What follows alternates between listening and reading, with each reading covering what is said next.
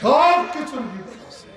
আপনি যে কত কানবেন, 14 ঠিলা বা 14 কলস কানলেও আপনার কান্না শেষ হবে না। এখনো হিসাব করলে দেখা যায় 43% ভোট আওয়ামী লীগের আছে।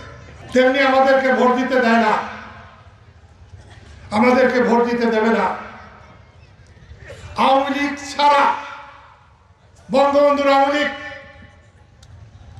মৌলানা ভাসানীর আওয়ামী লীগ, মুক্তিযুদ্ধের আওয়ামী লীগ,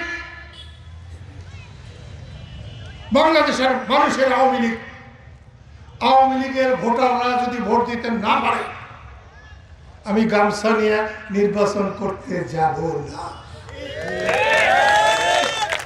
জাতীয় পার্টির লাঙ্গল তারা যদি ভোট দিতে না পারে, তাদেরকে যদি বাইরে রাখা হয়, আমি নির্বাচনে যাব না।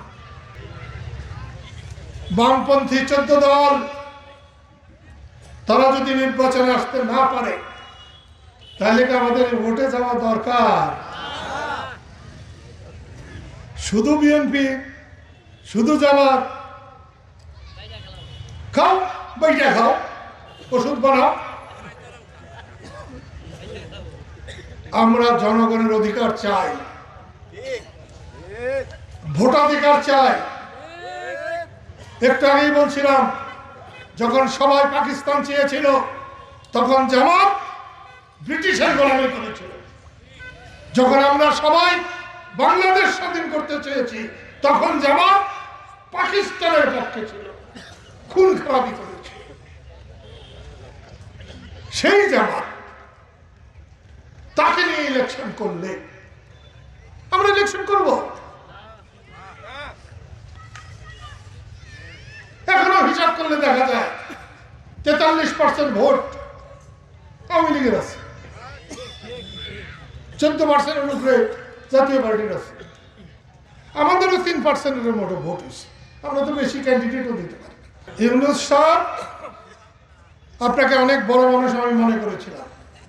শেখ হাসিনা যখন আপনাকে সুৎখোর বলতো, আমি আপনার পাশে দাঁড়িয়েছিলাম।